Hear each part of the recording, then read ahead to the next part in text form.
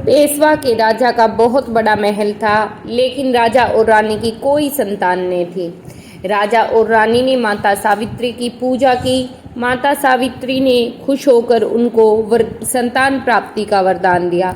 संतान के रूप में उनके यहाँ पर एक सुकन्या ने जन्म लिया, जिसका नाम राजा ने सावित्री ही रखा। सावित्री अब बड़ी होने लगी थी और राजा और रानी को चिंता होने लगी थी उसकी शादी की।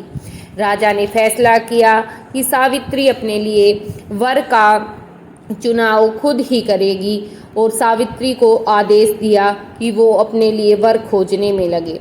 सावित्री वर को खोजने के लिए निकल पड़ी और रास्ते में घने जंगल में जब वो सैनिकों के साथ जा रही थी तो उसने एक लड़के को लकड़ी काटते हुए देखा। लड़का देखने में बहुत ही सुंदर था और लग रहा था जैसे कोई राजकुमार हो। सावित्री लड़के के पास गई और कहा, तुम्हारा क्या नाम है? तुम दिखने में कोई राजकुमार लग रहे हो। लड़के ने कहा, तुम ठीक कह रही हो, लेकिन अब मैं राजकुमार नहीं हूँ। मेरे पिता नेत्रहीन हो गए और उनका राज्य उनसे छिन गया है, इसलिए अब मैं एक साधारण इंसान हूँ। लेकिन सावित्री ने ठान लिया था कि वह उसी से शादी करेगी, तो उसको लेकर महल में आई। महल में आने के बाद उसने राजा को सारी बात बताई और राजा को कहा कि वह सत्यवान से शादी करना चाहती है। राजा ने कहा कि यह संभव नहीं, तुम एक राजकुमारी हो और एक राजकुमार के साथ ही तुम्हारा विवाह हो सकता है। लेकिन सावित्री ने जिद की तो राजा ने नारायण को बुलवाया और उनसे पूछा कि सत्यवान उनके लिए एक उचित वर है या नहीं। तो नारायण ने कहा कि वह गुणी है और बहुत ही अच्छा है, लेकिन उसके 12 वर्ष के जीवन काल में से बस 1 वर्ष का ही समय उसके पास बचा है। अब राजा को और भी चिंता होने लगी और उसने सावित्री को मना किया कि तुम्हारी शादी यहाँ नहीं हो सकती। लेकिन सावित्री ने कहा कि पिताजी, मैंने उन्हें मन ही मन पति मान लिया है, अब मेरी शादी उन्हीं से होगी, मैं और किसी से शादी नहीं करूँगी। अब दोनों की शादी हो गई और सावित्री सत्यवान के साथ उनके पिता की सेवा के लिए उनकी जंगल में बनी एक छोटी सी कुटिया में उनके साथ रहने लगी। उनके पिता की सेवा करती रही, लेकिन उसके मन में वही चिंता सता रही थी। वह उसी दिन का इंतजार कर रही थी और वह समय की घड़ी भी अब आ ही गई थी और बस 4 दिन ही बचे थे। तो सावित्री ने कठोर व्रत का पालन किया और बिल्कुल निर्जल रहकर व्रत करना शुरू कर दिया। वह बेसब्री से उस दिन का इंतजार कर रही थी और सत्यवान को पल भर के लिए भी अकेला नहीं छोड़ रही थी।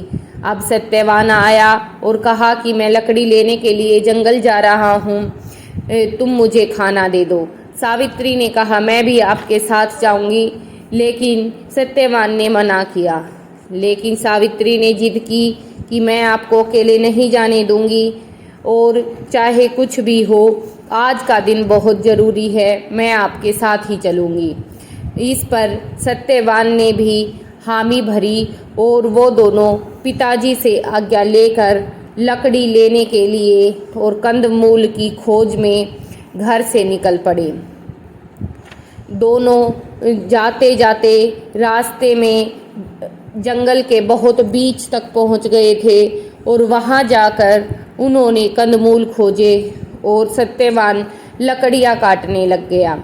लकड़ियां काटते काटते सत्यवान को बहुत तेज धूप की वजह से चक्कर आने लगे। सावित्री यह सब बैठी बैठी देख रही थी और उसके मन में वही चिंता और उसी समय का इंतजार था। सत्यवान लकड़ियां काटते काटते रुका और बोला कि सावित्री, मुझे मेरा सिर बहुत भारी भारी लग रहा है, पता नहीं मुझे चक्कर से आ रहे हैं।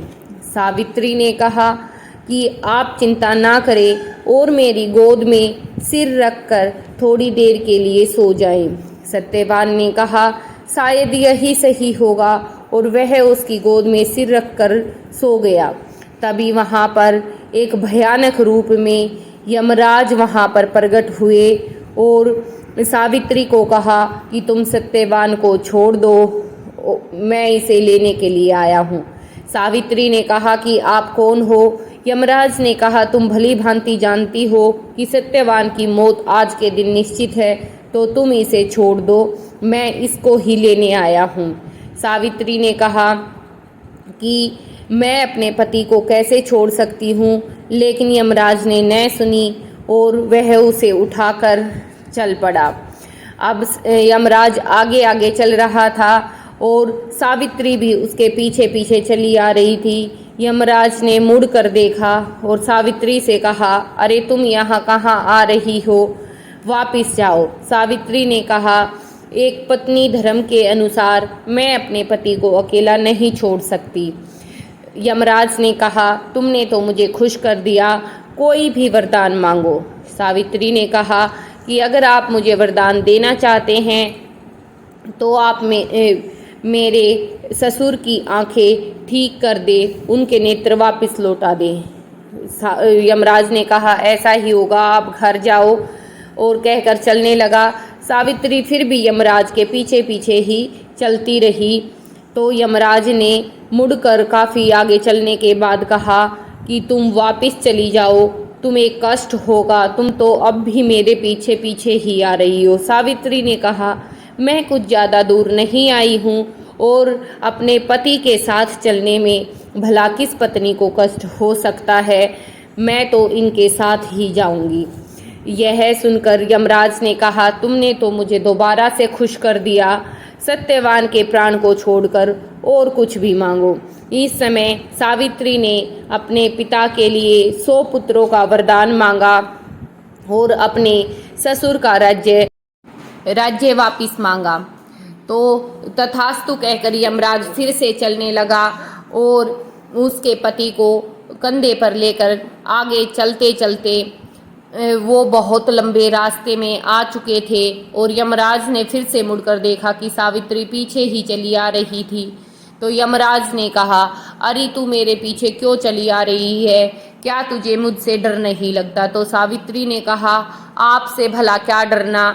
तो उन्होंने कहा, क्यों, तुम्हें मुझसे कोई डर नहीं अपने प्राणों को लेकर? सावित्री ने कहा, नहीं, मैं तो आपकी पूजा करती हूँ, सब कुछ दिया हुआ आपका ही है, तो भला इसमें डरना कैसा? यमराज ने कहा, तुमने तो मुझे फिर से खुश कर दिया, सत्यवान के प्राण को छोड़कर और कुछ मांगो। सावित्री ने कहा कि मुझे सत्यवान से 100 पुत्रों की प्राप्ति का वरदान आप दे। यमराज ने तथास्तु कहा और आगे चलने लगा। सावित्री ने कहा, रुको महाराज, यह आपने तथास्तु कहा, लेकिन सत्यवान के बिना यह संभव कैसे?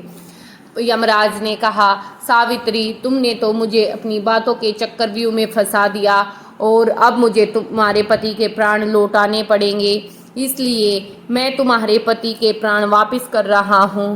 तुम सदा सदा के लिए सुहागन रहो और तुम्हारी यह कहानी पूरे संसार में गाई जाए, इसका भी वरदान मैं तुम्हें देता हूँ। अगर कहानी अच्छी लगे तो वीडियो को शेयर और चैनल को सब्सक्राइब जरूर से करें।